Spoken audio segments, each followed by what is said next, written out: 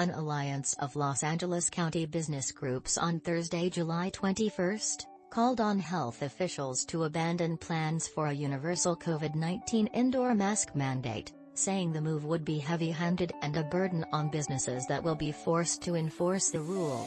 This is not a debate about CH. We can do better than a heavy-handed mandate at this stage of pandemic recovery and endemic recalibration. The county is on track to reimpose an indoor mask-wearing mandate on July 29, based on the current elevated transmission level of the virus and rising hospitalization numbers. The county last week entered the high virus activity level as defined by the U.S. Centers for Disease Control and Prevention.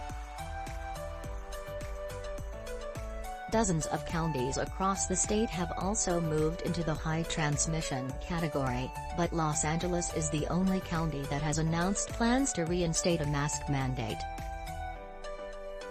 County Public Health Director Barbara Ferrer has repeatedly defended the move, calling it a simple yet effective way of slowing virus transmission and preventing hospitals from becoming overburdened. Some critics, however, have questioned the need for a mandate, suggesting instead that a voluntary call would raise awareness of virus spread and encourage people to make their own decisions without placing an enforcement burden on small businesses.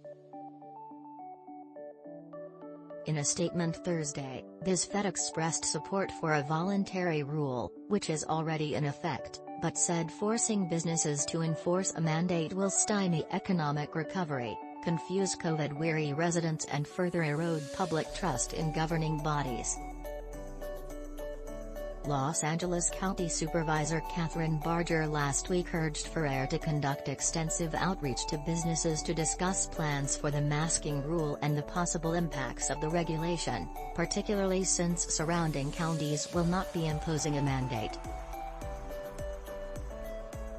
Ferrer said such efforts were already underway. "Our hope is people will go ahead and make every effort to come into compliance," Ferrer said during a media briefing last week, adding that there will be no exemptions for businesses such as gyms or yoga studios. "Spread is super high everywhere, yes. We have lots and lots of outbreaks, so we are going to ask that everybody go ahead with indoor masking." Masks are already still mandated in some indoor spaces, healthcare facilities, transit hubs, on transit vehicles, airports, correctional facilities and shelters.